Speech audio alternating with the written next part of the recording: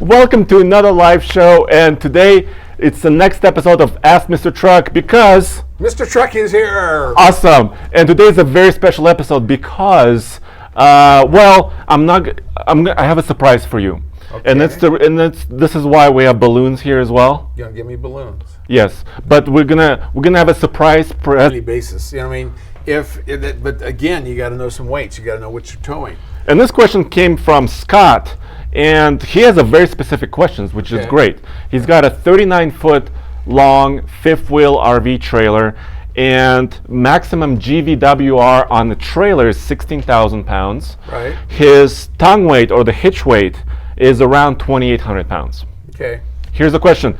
Does he need to buy a dually to tow this big of a trailer, or can he get away with a one-ton single rear wheel? Well, if you look up that truck, it looks like it'll tow like, what, 17,000? Yeah. So as long as you, and there's again the problem is tongue weight. If you have enough tongue weight left from your payload of your truck, then yes, you can. And that kind of a trailer, a fifth wheel trailer, is a good example because that's a static load. There's nothing in there that's going to be swatting flies with the tail like a horse. If you're hauling livestock, or horses or whatever, I would go 10% less than that because of the fact that they move around. But on this kind of a static load, I think that would be perfectly fine. And we all know why the dualies are cool. They look big. They're macho kind of thing. But they don't go through drive-through windows very well. And you're 8 feet wide. You lose fuel mileage from it. And it's not an easy thing to drive around these parking lots. Yeah. So I understand that. And a lot of times you'll have a dually that's just for a trailer type situation. But no, you can get by with that, and it's amazing.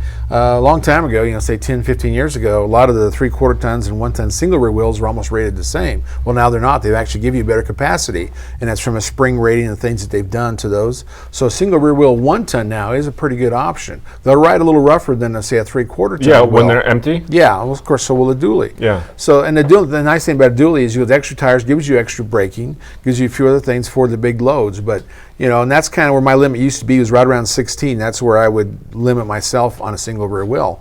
But, you look up your specs on your truck so you know you're legal. But no, I think that would be good. And that's, the spring rating is what keeps keeps the truck from leaning around corners and be able to handle that kind of a load. And that was a GM truck, right? Well, that was a Ford, but the guy didn't specify exactly which truck he wanted to buy. Okay. So Scott didn't say he had a brand preference. But if you look at the 1/4 ton, so 3500 or 350 series truck, right. The payload, max payload is around 4,000 pounds on a 4x4 crew cab, right? And this is the most popular configuration. Yes. So, and about 17,000 pounds of towing. Right. If you step up to a dually, you get more payload, so around 5,000 or above. Yeah. Right. Yeah. And then you get a lot more towing capacity. So in GM, it's 24,000. Yeah, 23, 24. Yeah. And right then in the Ford and Ram, it's 30 or above. Yeah, you can be 30,000. Yeah, and that's a big difference. And that's how they configure these trucks now. They've improved that a lot. Like in a Ram now, the 3500 single rear wheel and dually both have leaf springs and with an airbag option. Where you go to 2500, your coil springs with them, so they really differentiated their models. And Ford does a good job of that too. They have different spring packs for all the trucks, where there used to be one. So I like the single rear wheels myself. The dualies, and we had another question in here from you had another one from Chris, and it was about I talk about in our book about on the farm we used to pull the outside duals off, and on our 47 Chevy, we just left them on, put chains on. But my 77 1-ton Chevy, it was a dually. Now, that's the difference. On a dually, it's a wide rear end. These call them RV rear ends. That means the inside tire kind of matches your front tire. So you can pull the outside dual off on a dually and track the same, a little narrow on a Chevy. And that works really well. If you don't want a 4-wheel drive, or and that way you can go a lot of places. That's what we did on the farm too. I would just chain up the inside dual, throw the outside dual off, and go.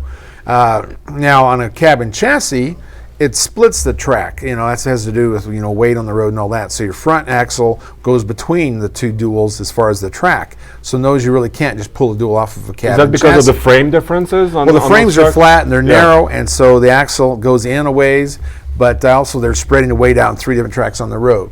The semis are similar to that, except semis go the other way. Their front axle is really wide, so their front axle matches the outside wheel.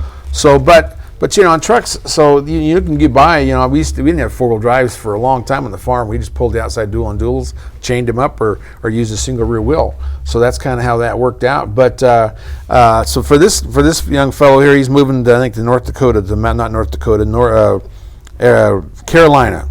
And he's going to be in the mountains. So that's what he was wondering, was whether he needs to, if he can do a dually or not do a dually. A dually is not really good in snow. They just make an extra track, makes it hard to get through. So if you're not using chains or doing something, I don't really like driving dualies in the snow. Especially if you have the bed, factory bed with wide fenders. Yeah. Even if you kick a wheel off, you still have that width. Still have the fenders, but as long as you're not going through a drive-through, if you're out there chasing cows or feeding or whatever you people do with trucks these days, it doesn't matter. But it looks kind of weird. It looks weird without that outside dual. Everybody's chasing cows these days. Okay, so what's the next question that we have? And also, we want to monitor your questions live. So, Tommy, do you have a chat room available? This is actually just a quick question. Yes. Well, I don't know. Maybe it's not. Do all manufacturers use J2807 for their tow ratings? Yes, now they do, right? Yeah, they do. They've all been in compliance. Whether or not you can find that rating on their trucks or find the results. And can you describe what kind of testing that entails? Well, the Society of Automotive Engineers talked them into actually getting something that was uniform for all trucks. Because before it was just kind of marketing. They could say whatever they wanted to, and then they wasn't proving it. This way, they have to take their trucks. Most of them end up in Davis Dam, Arizona, and they run up the grades, and they have to be able to hold a grade and break a grade and go to certain speed. I mean, there's a whole bunch of tests in the heat. It's 110 degrees up there. I've been there several times. So it goes through all these tests to see if it can handle braking, if it can handle a trailer. And if it actually, and they go by a certain weight rating. Now the dualies, the commercial ones, they get a little bit of slack on some of that, but it will tell you, if that truck is rated to tow that trailer, if it actually did it, if it was tested to do that, which this is all good information, and it was really a big deal when they first brought it out. It was in all the news. Now nobody talks about it but us, but it's so when you important. see a rating right now, so Yeah. if you see a rating like Ford says my F-150 can tow 12,100 pounds, or Chevy says, or Ram. So they've done the testing themselves. Right, they basically had to prove that, and I really appreciate that part, but I just wish that they would bring out the results and show you and do a little more. Okay. But this question here was about truck frames, and this was from Jason, and I think he's asked this, and he wanted us to... And Jason, sorry we didn't get to your question sooner. Obviously, we have a lot going on with everything we do, but what is the question about? Well, it says, what's the difference today between the big three and heavy-duty frames? Why does GM dip their frames and they're light and heavy-duty in a wax-type coating, while the other two paint theirs? What does GM know, what the others don't, and vice versa? Truck frames, that's the stuff that gets all the crap sprayed at it. I mean, and it's hard to, I don't do anything to my frames, but I mean, some people undercoat them and all that. But the wax coating, I mean, it looks like tar. I've seen Ford do that too. They put this heavy coating on there, but if you spray something on top of that, you can really mess it up and cause more corrosion. So I think you should leave them alone. Now, other people go into all extreme measures of trying to change that, but I've had a 50-year-old truck and never had a frame rust through. It's very uncommon to see that cause big damage. I mean, it'll look bad, it'll look rusty, but that's where the mud, that's where all the magnesium chloride, the salt, all that gets up in there. And you look at semis, they're rusty-looking frames. So I don't know that it makes a difference whether it's painted or e-coating. No matter what you do to it, a year after it's been used hard, you're not going to tell it anyway. It's going to be a rusty-looking frame.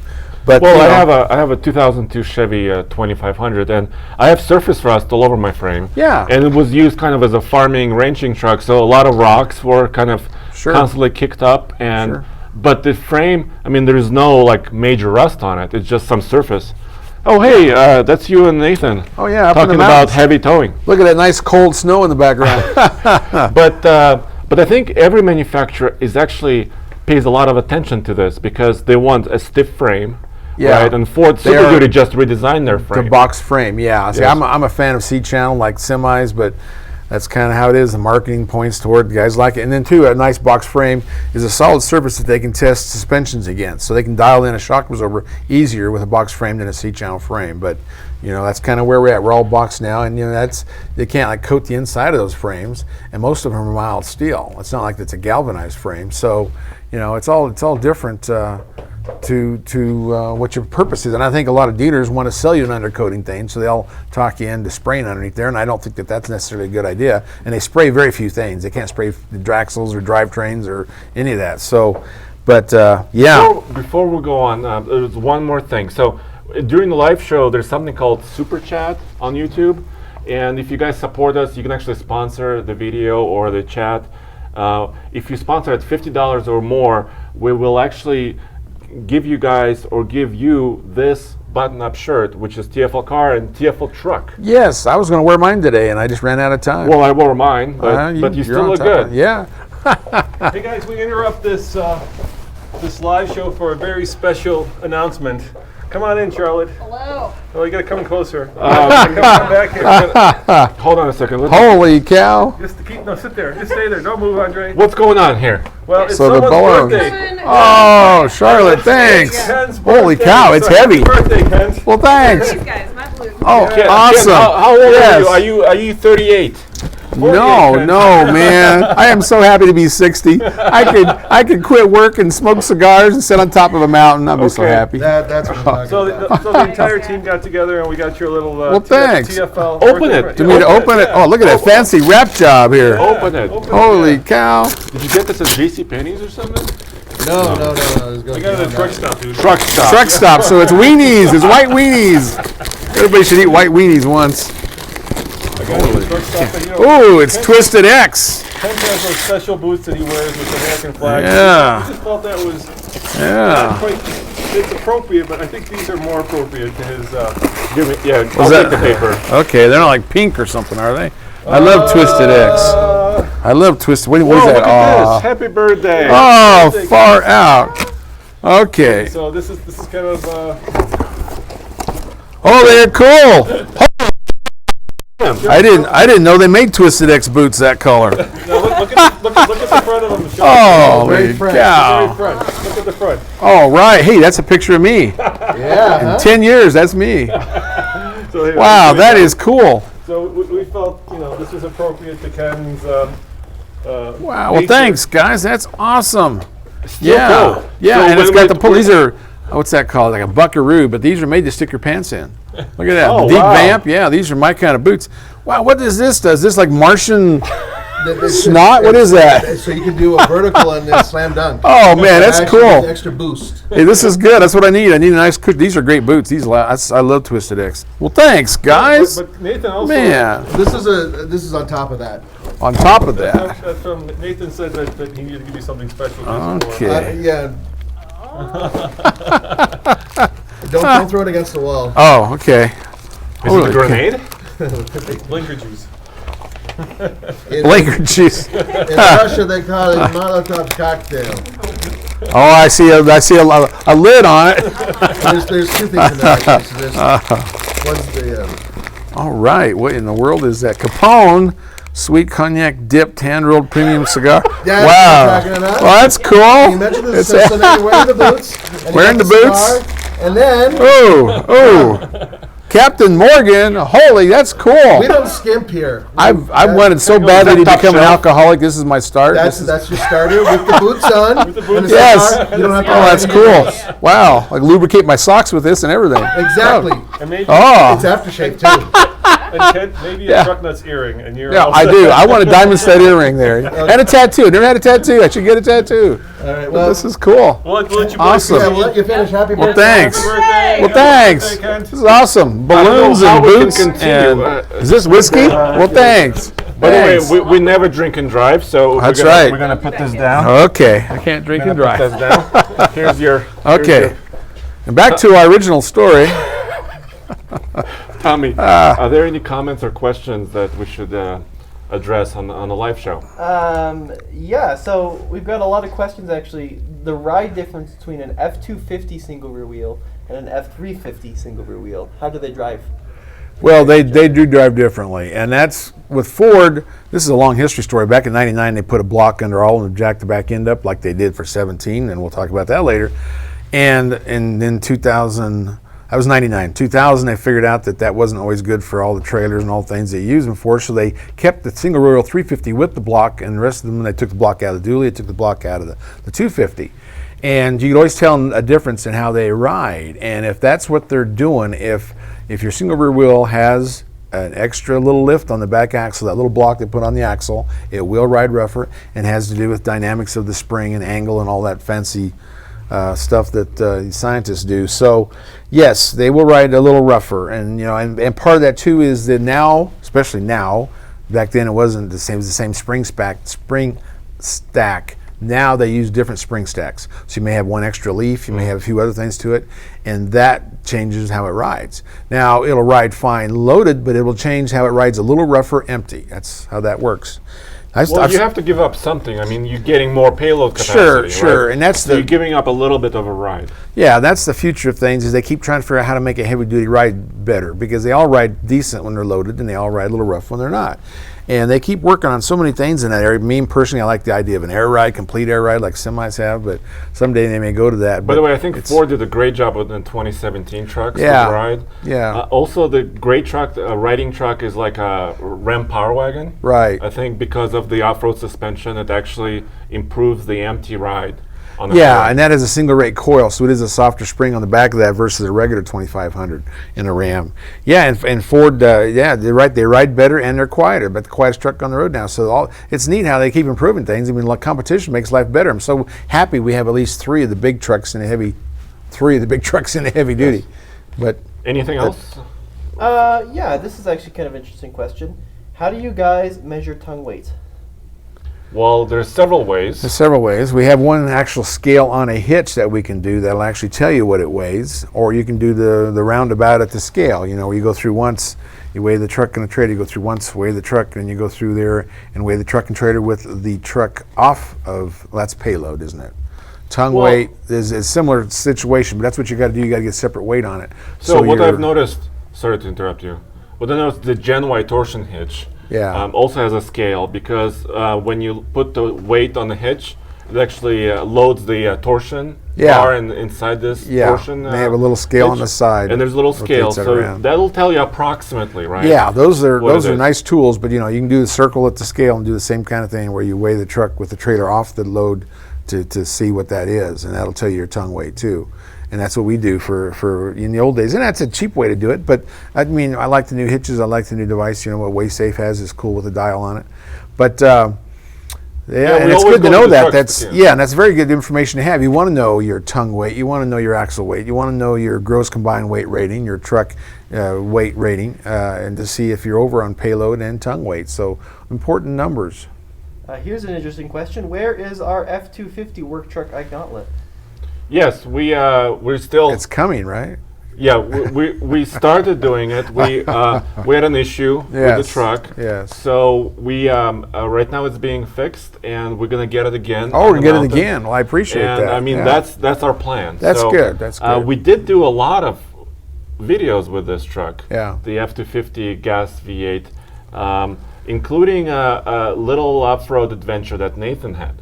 Yeah. In it. It is a two-wheel drive truck with a rear locker. So that video is still coming, and we have a backlog of videos. Yeah, you raced the Raptor, the old Raptor, with it too. You did a lot of stuff. It was a pretty quick cool. truck, man. Yeah, very quick truck. I got a question here. I mean, we got several to go. I want to take as many lives as we can, but this is what what's his name? Edward Hogan sent this in about the approach angle on a 150 versus a 250.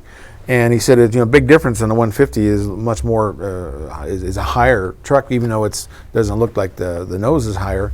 And the only thing I can figure out to be is the fact that the Ford Super Duty is a monobeam axle with a big differential that hangs down. You got all that stuff hanging down, and that kind of limits where the bottom of the differential is your clearance there versus the angle of the bumper. So the angle of the bumper is probably a little bit different, and Ford's got a big spoiler on the front on the Super Duties. But I think that's a big difference, because on a 150, it's independent front suspension. It's a long and short arm, so all that is up higher, and you got like a subframe underneath the engine where the differential hooks to. So you got a lot more clearance, just like what the Raptor has. That's why it has so much clearance, is the way the front configuration is. So I mean, you concur? Or do you have another theory on that? Why the 150 is so much higher on the approach angle? That's what he was asking about. I mean, I understand what you're saying. I agree with you.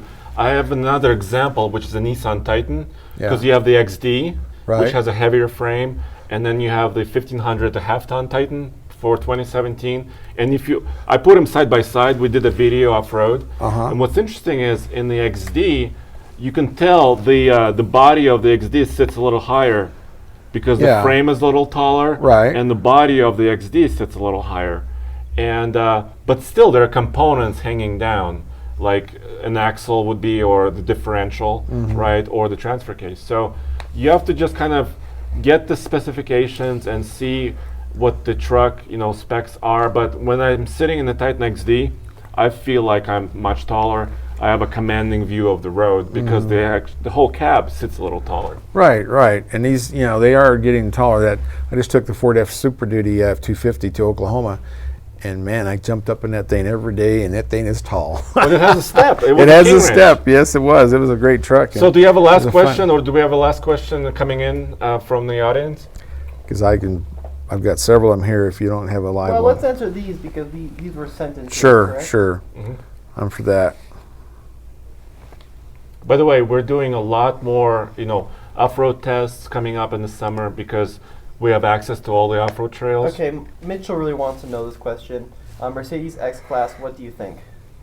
It was just unveiled yesterday. I don't know if you saw that in South Africa. that's Mercedes a unveiled truck. their mid-size pickup truck that's based on the Frontier. Really? Based on the front Mercedes? Oh, Navara overseas. Really? Yeah. So they're in cahoots with Nissan, huh? Yeah. Wow, the Germans and the Japanese are What all I together. thought, I looked at the images, I looked at the specifications.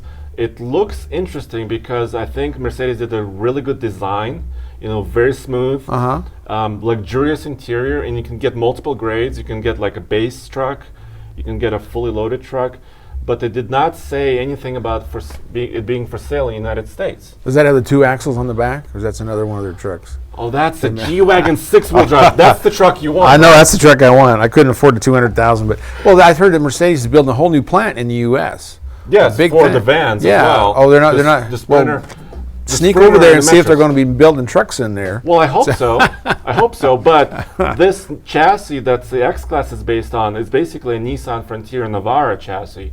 And a lot of people want the new Frontier in the United States. Yes. So maybe that's a preview of what's coming. And I hope so, that because would be interesting. Mercedes said 1.1 tons payload, which is about 2,200 pounds, about 7,000 pound max tow rating on this mid-size truck. Yeah. That means it's probably a diesel. It has a diesel option. There you go. So I really hope, first, they said it's going to be unveiled in Australia, South Africa, and South America, so it's not coming to America yet. So, but we want to wrap this up. Okay. Because, we want to take you out to lunch. That's a good plan. I like that plan. All right. Thanks, you guys, for joining, and keep sending your questions to us. You can do it at ask@tfltruck.com, and we're going to discuss them and do more of these episodes and actually answer on our website and just in general on social media. And next time you see me, I'll be in my 60s. Oh, geez. Okay. All right. Thanks, guys.